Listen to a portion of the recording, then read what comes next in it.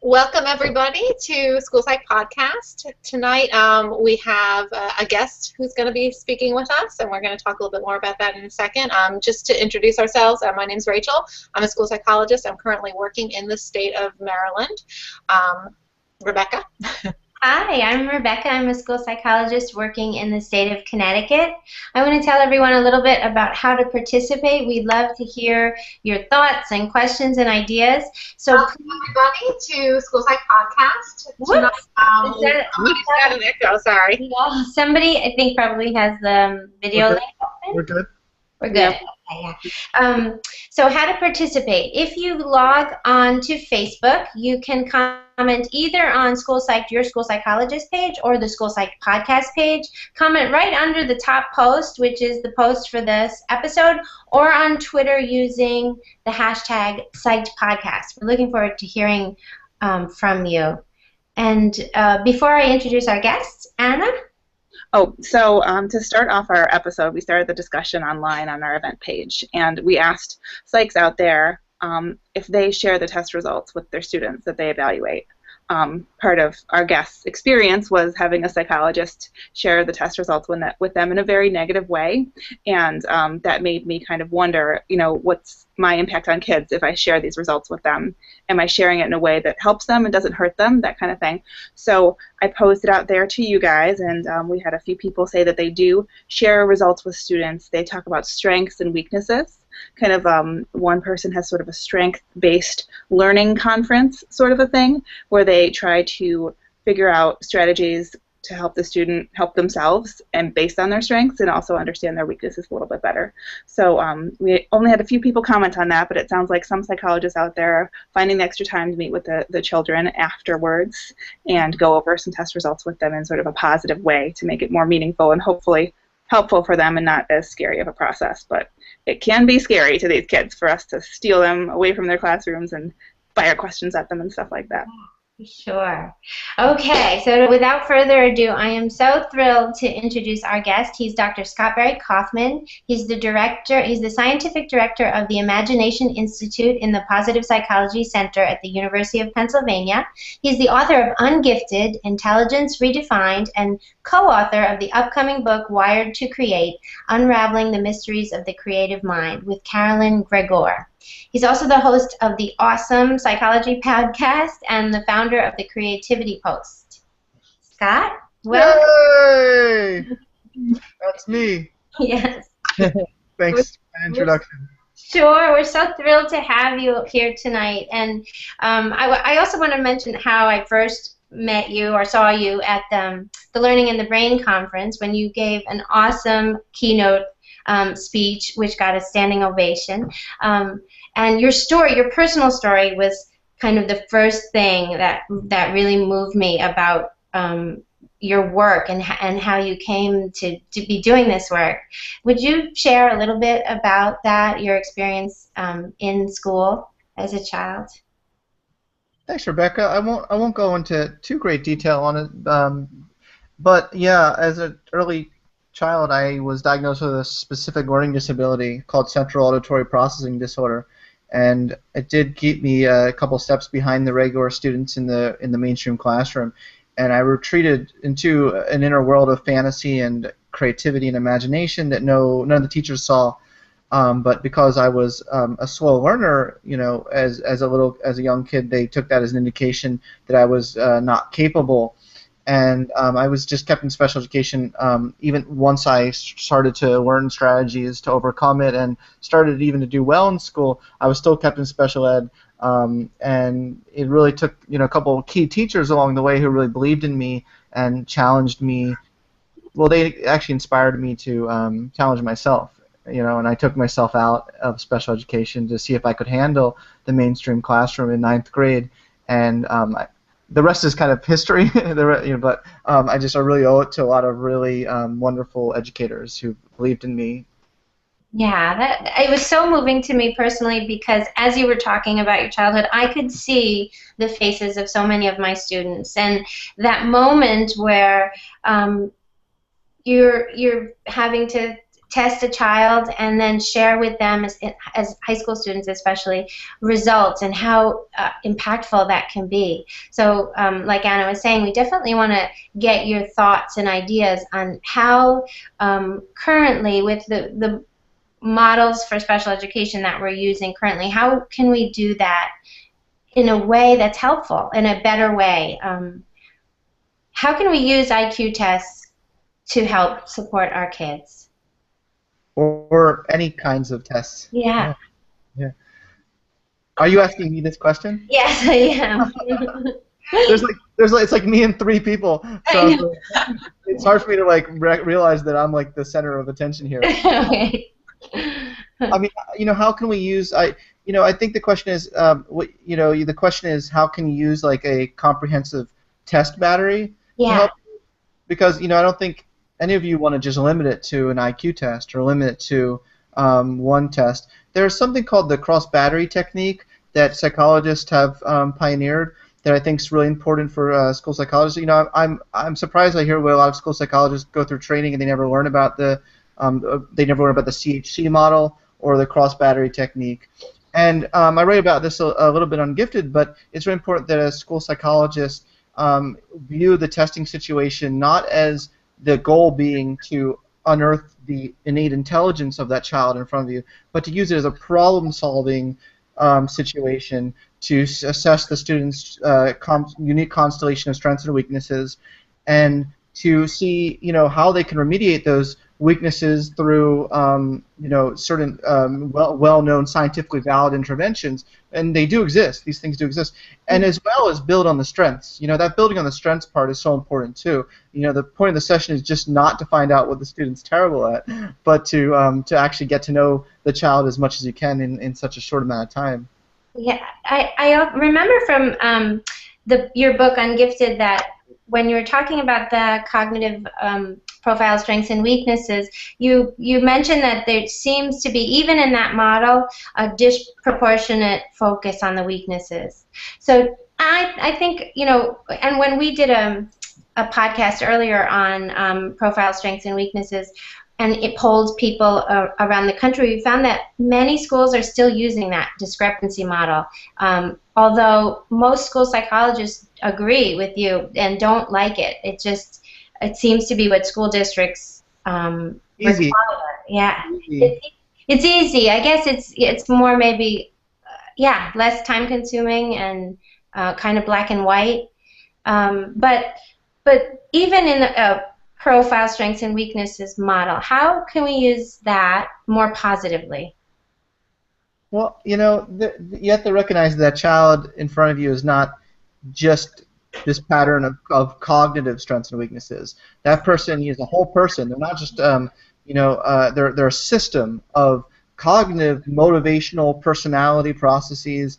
I think the field of intelligence research for the past 100 years has focused so much on this individual differences model that takes one variable and kind of like pulls that variable away and then compares people in that one variable, whether it's an global IQ score or even like a specific IQ test item.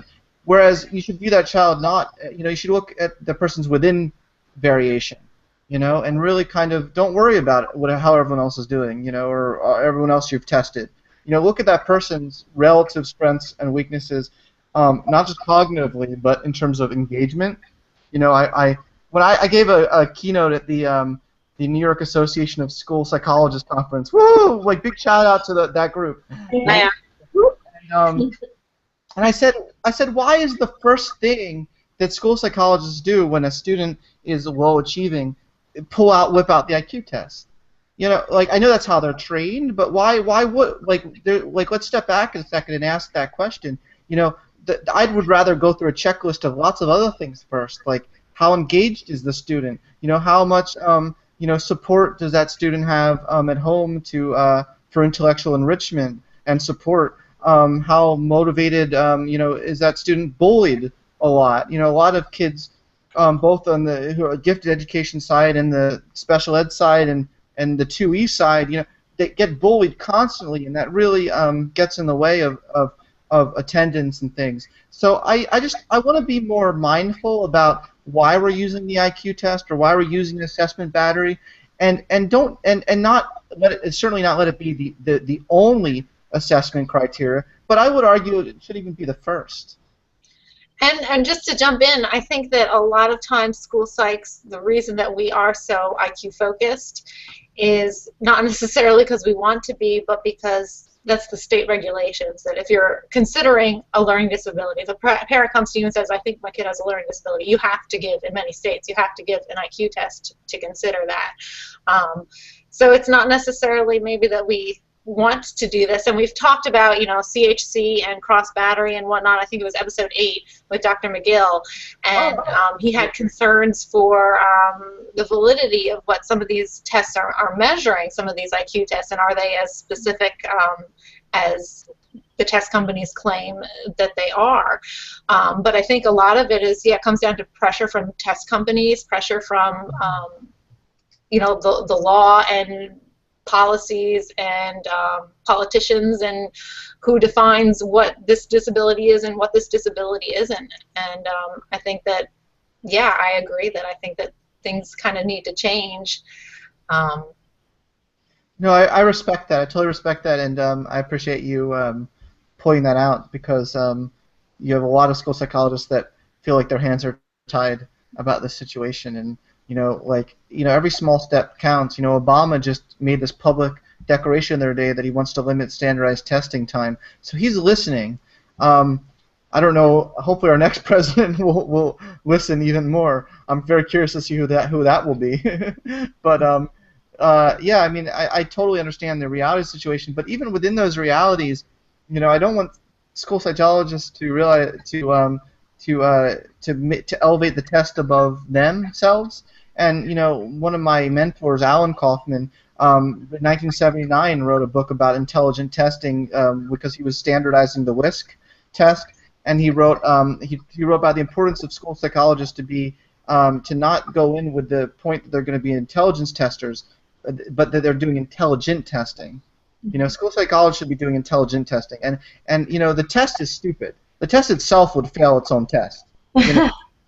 It's just a piece of paper. But it's you, the school psychologist, that is the intelligent person.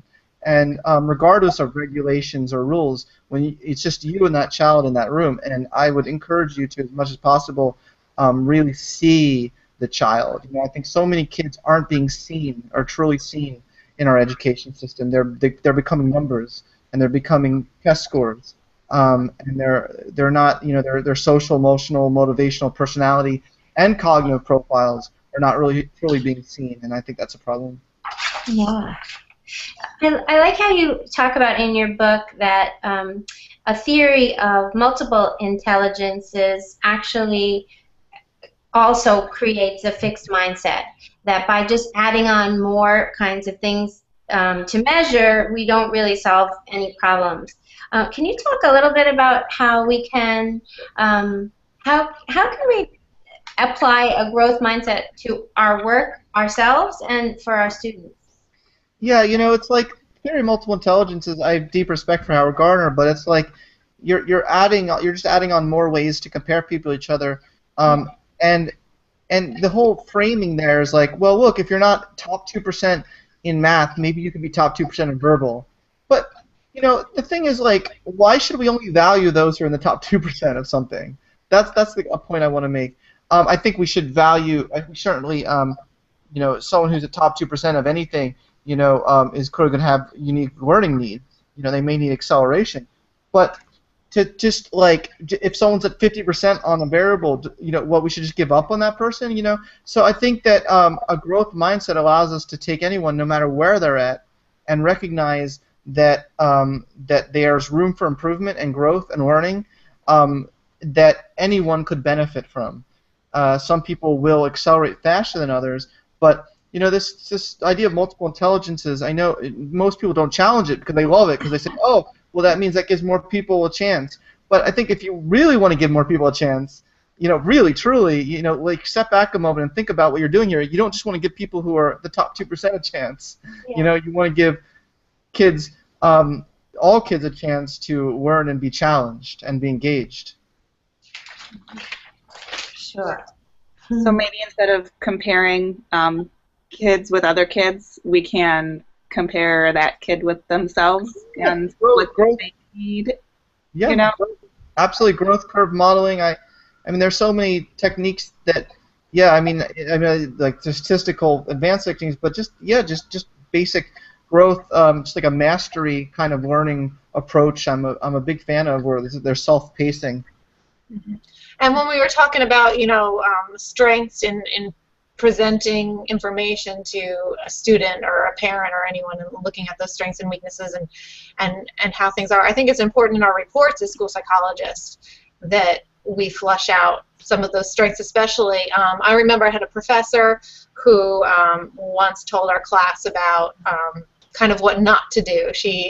One of her friends had received a psych report on their child and read through this psych report and was just sobbing at the end because it was just so negative. It was just focused on this low score and this low score and this low score. When you get the kid that compared to the norm is below in everything, and that report was just so negative and so draining to the parent, and so this professor would share that report with students and say, this is what you're not to do. And so I kind of think about that as I'm writing my reports and I read through it. And if I've got a kid that is, on that end of the bell curve type of, that you pull out those strengths, you find those strengths in there. You don't want to be the psychologist that's writing this negative report. I don't think that helps anyone. I don't think that's seeing the real picture and what's going on. This is great what you're saying, but let me just frame it a little bit differently. There's this obsessive way of talking among school psychologists about finding, identifying, evaluating. But, there's also a great thing to be said about, without knowing anything about the person, trying to develop and trying to, bring out in someone. So, I talk a lot about going from a culture of evaluation to a culture of inspiration. I think that regardless, like even if you can't find anything in someone at a given moment in time, I still don't think you should give up. You know what I mean? I still don't think you should be to the parent, you know what? I don't think your son is wholly ungifted across the board. We couldn't find any intelligence in your child at all. And this finding model is just so prevalent amongst school psychology culture, and I do think that there's a great thing to be said about not just school psychology culture, absolutely not. That's not just school, educational culture in general. It's general education teachers as well.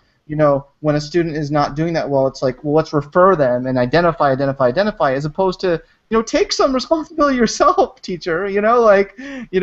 Try to inspire your students to want to be more motivated to do well. I'm not saying so. The fault never lies entirely in one person ever. It's never the students but this model of the teacher can do no wrong, and the student who's doing bad, we must instantly refer them to the school psychologist and identify their weaknesses. I don't know. Maybe there's a good balance there. Do you guys know what I'm saying? For sure, and it sounds so much like the positive psychology for school psychologist model. So rather than taking a student from minus 15 to 0, we just from wherever they are plus 15. So I think that would be such a better model.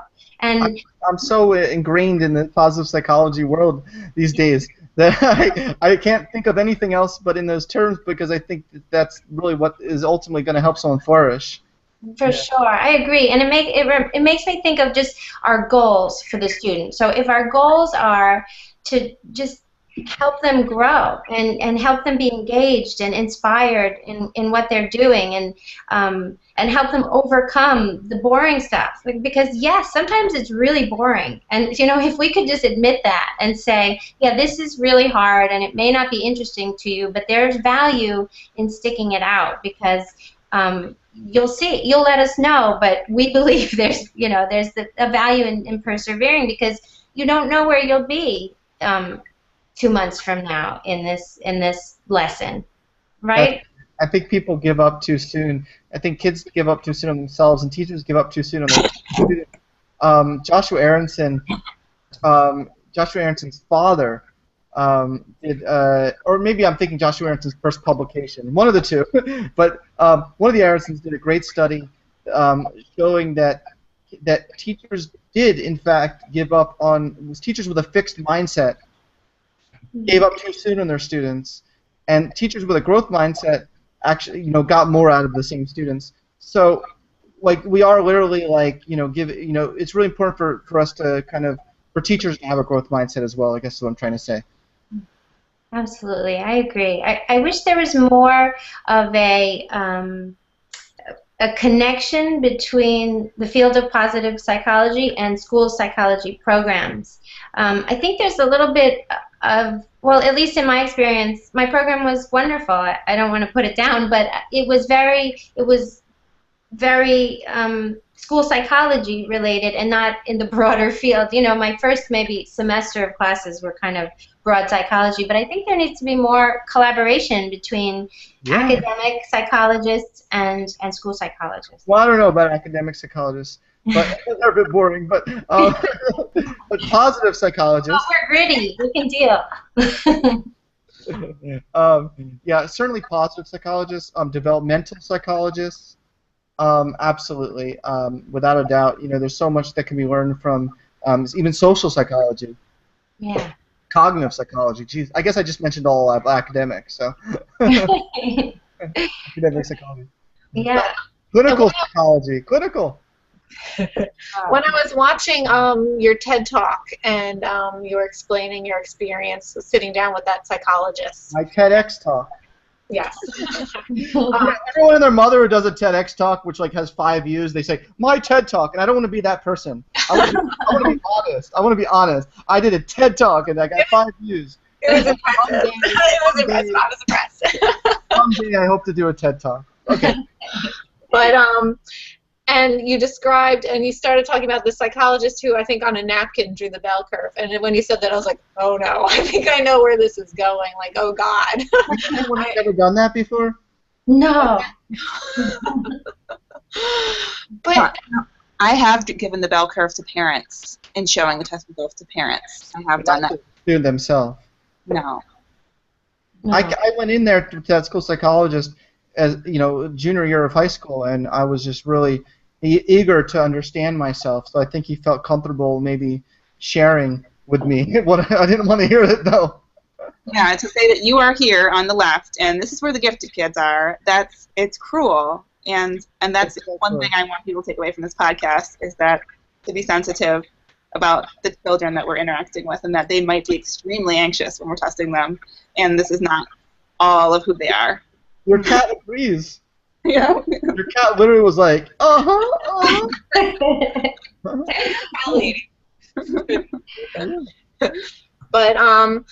that interaction, honestly, like I wouldn't blame you for this if what your answer is. But does that give you a bad taste in your mouth for school psychologists as a field? What are your thoughts on us? I had a bad taste in my mouth for school psychologists until I went to the New York Association of School Psychologists Conference and got hammered with the school psychologist in a hot tub. And I'll stop the story there. I would say they turned out to be the most fun-loving, caring people in the world. And it just completely, as on the other side, I see the other side of school psychologists you never see in high school.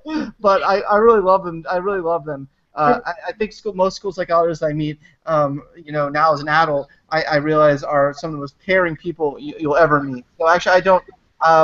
So it did leave a bad taste in my mouth for a long period of time. But I've really changed. I've really changed. I think that our field has shifted too from back then.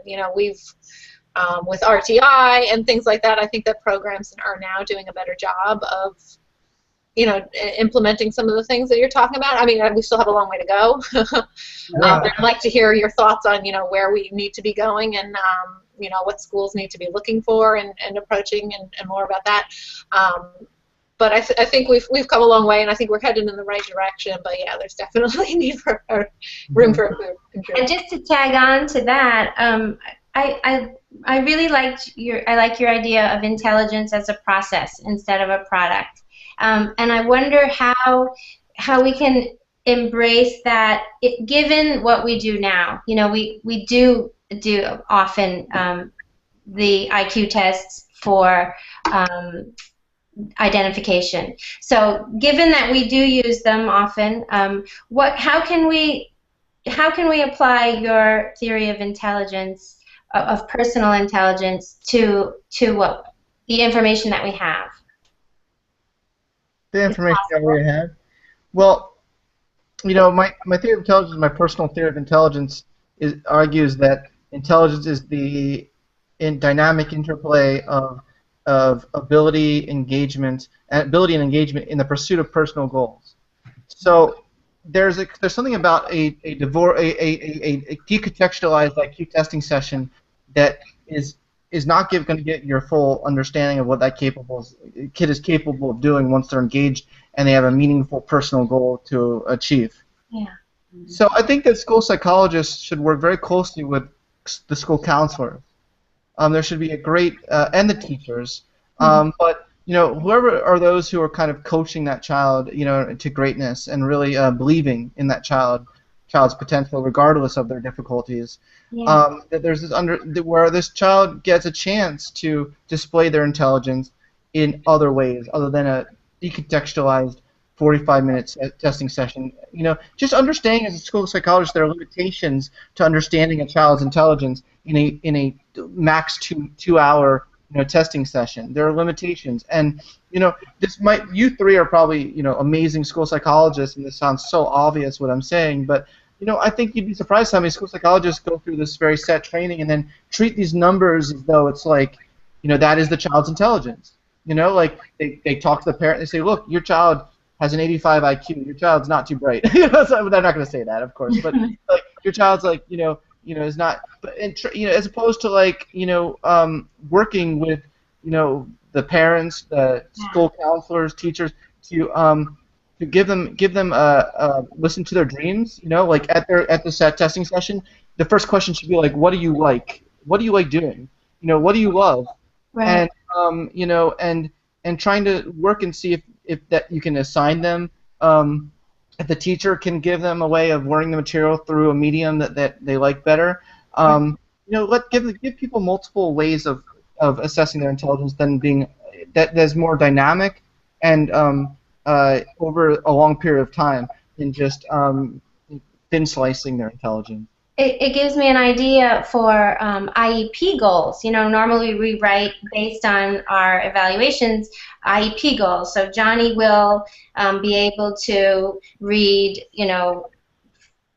this list of grade appropriate words by next month or whatever. I don't know. That's a terrible goal, but whatever. But maybe we could get them more from the student. Like what are your goals, and make them really personal, and get them and work with them and their teachers to follow steps toward their goals. Like in my class, I teach a character education class to 5th graders, and I do with them the WHOOP worksheet. And I was about to say that. Yeah, they love it. It's just because it's specific steps toward whatever they want to achieve. And once they have that feeling like, wow, I can really do this, then the list of 3rd grade words is not so hard after that, or 5th grade words or whatever. So I think if we build them up for success by using their goals instead of our sometimes rigid and boring goals, that would be better. You don't need me. Yes, we do. You know what I would love to see, Scott? I would love to see your school, what it would look like, and you at the head of a class, because I feel like it would be, I'd actually love to take I might teach your daughter next semester. Yes, I know. I'm so excited. You should come and sit in, and you'll see what I do. Yeah. I curse a little bit. Okay, that's okay. Warning. Yeah. I can't just let it go. But the students, I feel like it's important to relate to the students, and that's my goal of teaching is not to grade them. My goal of teaching is to increase their well-being, engagement, and relatedness. Yeah. And these are not goals that most professors have, so I'm probably weird. I admit I'm weird, but I think that, I don't know. I think that we just like a lot of teachers come in with the wrong teaching goals, and students come in with the wrong learning goals because teachers are coming in with the wrong teaching goals. Do you know what I mean? Like students match their goals to the teachers, Right. and are really good at expectancies and things like that. So I think these things are a really delicate dance between the student and teacher. I agree. Yeah. I like your thought, Rebecca, of him having a school and giving, like a positive psychology, giving somebody creative license to shape a school like that or a classroom or something, just because I feel myself like I get so bogged down in, these are the state laws, these are the state rules, this is how we do things. Like, why do we do it this way? Well, that's because that's how we do it. That's what we've been trained. That's how we do it. That's how we've always done it. So in order to implement some of this stuff that we're talking about, which is really awesome stuff, some of it in some schools would be very difficult to do just because of that ingrained mentality of we don't do it that way. Mm-hmm. And so I feel like you would really need to create a school, a charter school or something like that, and show people that this could work.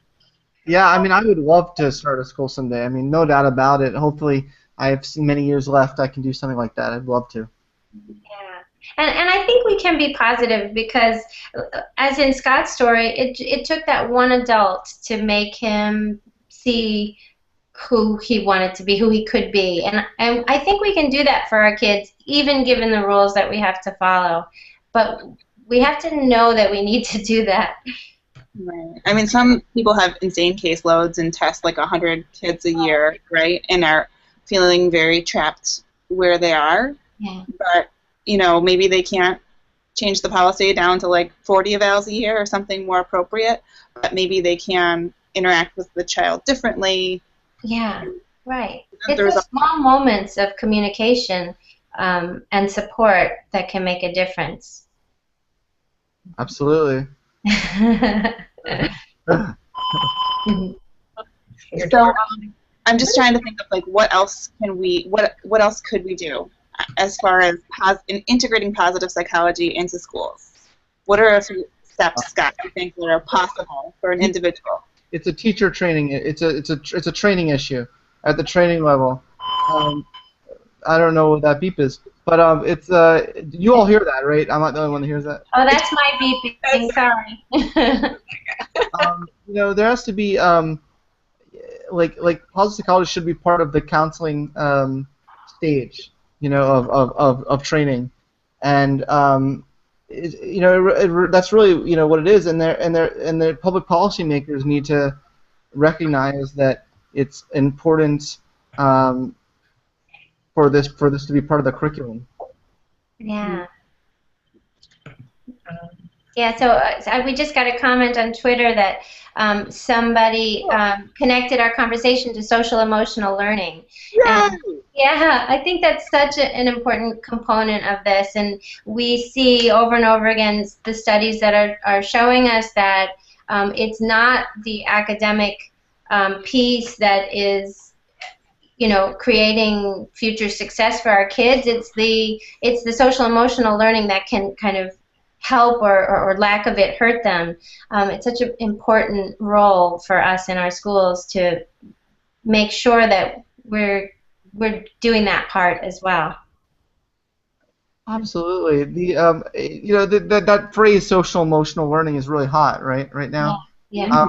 But it's hot. It's just, when you think about what does it mean, Right. I think there are a lot of buzzwords that people just like say it, and then you're like, do you know what you just said? What it means? And they're like, I have no idea. But it makes me pop for at the school psychology cocktail party when I say social emotional learning.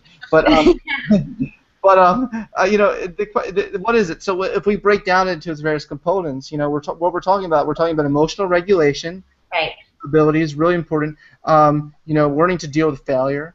Learning to deal with peer pressure, like there's, especially if you have advanced learning needs or you have a specific learning disability or you're a specific learning disability with advanced learning needs, you're different, you stand out, and so there are these social emotional needs in the sense that we need to help that child not feel like they're either a loser or a freak. Like a lot of these poor students. I mean, and there are kids. There are so many different individual differences, variables that we don't take into account. Something I'm deeply interested in is the highly sensitive person variable. And a lot of student kids are really deeply highly sensitive highly sensitive people, and they take criticism and they're perfectionists, and they just take it so deeply, and just like helping and nurture those sides of those kids. To me, that's what social emotional means. But it's just so much better to actually talk about what it is than these buzzwords that are flying around. You know what I mean? Yeah. No offense, by the way. I love Tracy Mayhew's point. Loved it. Big shout out to Tracy Mayhew. Yeah. Yeah, on Twitter. Just like, what are we talking about really here when we use these phrases? Yeah. Yeah, and I think, this is great that she said she had a professional development meeting on positive psychology and the power of positive self-talk. When I think about social emotional learning, I think I always think about just starting really young, helping kids recognize their feelings, just identify them, but that's like it's that engagement piece, that personal piece about if they're going to know what their goals are and who they want to be and how they're developing, they have to start there with knowing their feelings, recognize them, knowing how to regulate them, strategies. And you talk about in your book Ungifted tools and skills that students should learn to apply towards their dreams and their goals. And that's what I think of social emotional learning, tools and skills for that. Absolutely. I have these 3 chapters on engagement. I think are they in the engagement section? I wrote the book so long ago, but there's a chapter on passion, mindset, and self-regulation. Yeah. That's a core package of chapters there. If anyone who's a school psychologist, was like, was I right? Is it the engagement section? It is. I almost forgot. Like the interest, getting someone interested, getting them to the right learning mindset for growth and development, and teaching them the skills to self-regulate. So their own learning, like bouncing back from setback resiliency. My colleague Karen Rivich at the Positive Psychology Center has a whole training program she does for teachers who come to the Positive Psychology Center here at Penn to learning resiliency training, and to me that's so essential to learn those skills. Yeah, that's what makes us better, like human beings and adults, not just better students. That's right. We grow up. We grow up, as some of us do. I still feel like a 14-year-old, but we grow up, and these skills that we learn when we're young, they really do carry on, and so that can work in both directions. Mm-hmm. Yeah.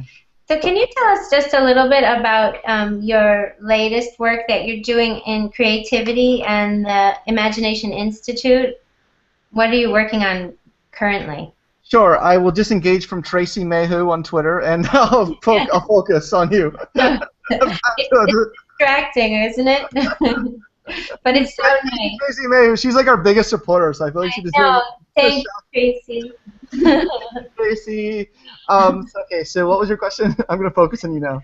Sorry, I'm just wondering, as we're starting to wrap up, what you're currently working on. I know you're researching creativity, yes, and you are in charge of your Imagination Institute. So I was hoping you could tell our audience a little bit about that. With Martin Seligman. With Martin, oh my gosh.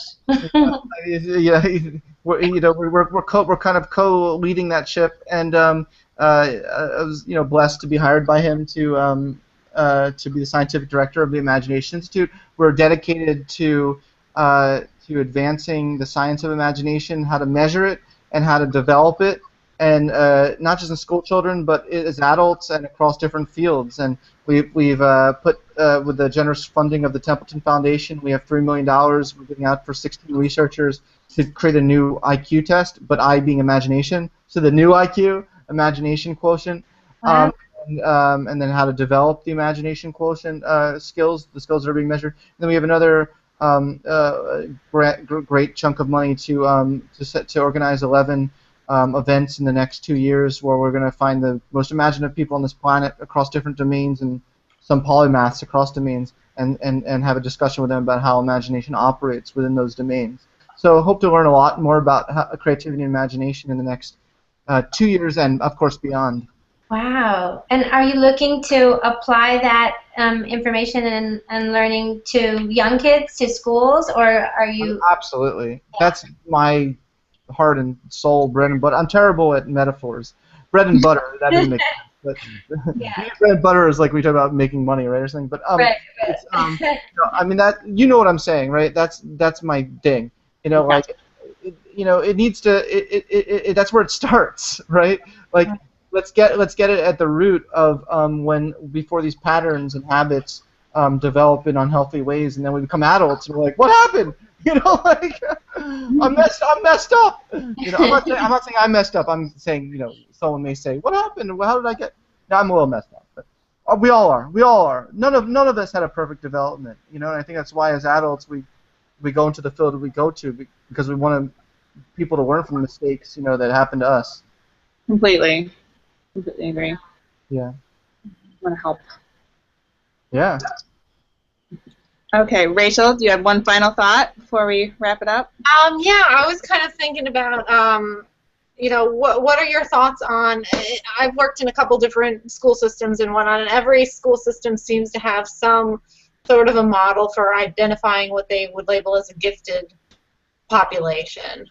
And I can say that all the different schools and all the different models are that they're different.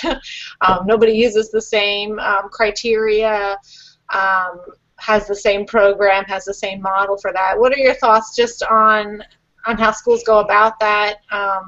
That's a whole other. That's like, we should do another 45 minutes on that topic, on giftedness. So many those kids who are being identified aren't getting their needs met, social, emotional, as well as everything else. I wanted to briefly, I'd be remiss to say that I am currently working on applying positive psychology to schools. I mean, there's an emerging field called positive education. That's great. There's a whole international positive education society. They're having their first conference next year. I had a great group of interns this summer at the Positive Psychology Center, where we were working on activities. So if any teachers want to beta test any of the 12 activities that we've already come up with, I'm more than happy to let people beta test that. Ultimately, I'd like to come up with like a teacher's playbook that teachers can use to apply some major principles of positive psychology. That's a down the road goal, but we've started it. At least we started the process. So I'd be remiss if I didn't mention that. I know there's 3 minutes left. I can return to the gifted thing if you want, because I know that we have a lot of listeners from the gifted community, so I should certainly say that I'm a supporter of gifted and talented education, in that I support excellence. I do think we let excellence fall by the wayside in our current education environment that is so focused on standards, right? And so kids who are above the standards kind of are treated as though they're not important. It's like, oh well, that's a luxury. Well, it's not a luxury. That's like they're part of the system of people who are going to change the world, right? So the question is, let's do it right. Let's figure out really how we can nurture excellence. And I think a really important way of doing that is opening gifted and talented education to a wider array of variables than just IQ and tests and standardized achievement. At the very least, creativity, imagination, grit. At the very least, those variables, and we can do better though as well. Why not add compassion? Why not add young people, entrepreneurs, visual spatial people who are going to be in design and engineering. All these things are kind of being excluded right now from nurturing their excellence, and I think that we can nurture a much wider array of excellence. So that's my really quick answer, but I hope that did whet your appetite a little bit. Maybe we can do another chat about this another time. Yeah. Very cool. And then one more super quick question. This is a debate that Anna and I have had in the past. She knows what I'm going to ask.